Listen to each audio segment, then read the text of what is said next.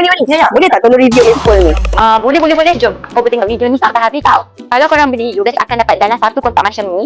Kalau korang beli, you guys akan dapat dalam satu storage bag kecil macam ni. Kalau korang beli untuk korang punya handphone. Kalau korang beli, you guys akan dapat 3 item ni. Yang pertama adalah handphone. Yang kedua, kalau korang beli, korang akan dapat fingernail. Dan yang ketiga, kalau korang beli, you guys akan dapat sekali dengan dia punya bracket tau. Yang pertama, kalau korang beli handphone ni, korang buka saja. Jangan risau, untuk bahagian handphone dia mempunyai step tau. Korang ambil saja bracket dan fingernail ni, and then korang screwkan dia. Untuk fingernail ni, kalau korang nak cucuk ke tanah, baru korang pakai. Kalau korang tak nak cucuk ke tanah, korang pakai sahaja dia punya bracket. Macam Wani pakai bracket sahaja lah, sebab Wani nak letak dekat bahagian ni je. So kalau korang nak letak dekat bahagian tanah pun, korang pakai je sahaja fingernail tu.